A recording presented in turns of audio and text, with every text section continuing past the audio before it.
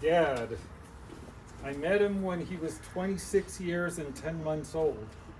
I knew him until he was 98 years and 8 months old. Other than his brother and my mom, I knew him longer than anyone else. I knew him inside out and backwards and forwards, as well as very few did, and better than most. As we all know, he was a Holocaust survivor. What not all of us know is that the years leading up to the Holocaust is what robbed him of his potential and victimized him for the rest of his life. Because of that trauma, his inclination was to be risk averse, and in his mind never cared for gambling, which was the biggest gamble he took. However, when he was 21, little did he know then that he hit the lotto when he met my mom. And through the years, they raised a family that grew to include 2 children, 5 grandchildren, and 2 great-grandchildren.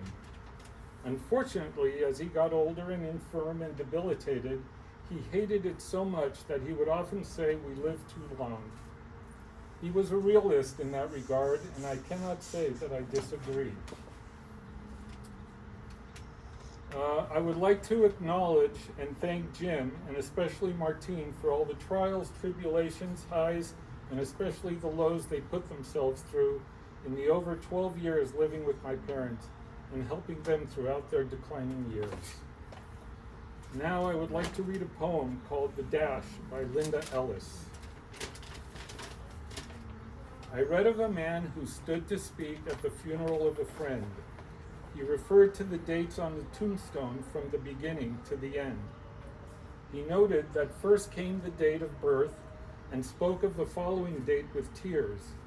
But he said what mattered most of all was the dash between those years.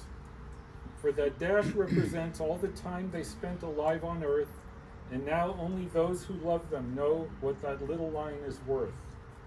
For it matters not how much we own, the cars, the house, the cash. What matters is how we live and love and how we spend our dash.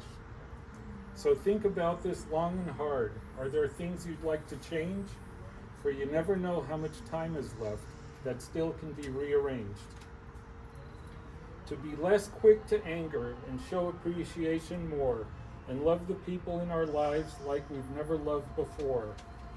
If we treat each other with respect and more often wear a smile, remembering that this special dash might only last a little while. So when your eulogy is being read with your life's actions to rehash, would you be proud of the things they say about you, how you lived your dash?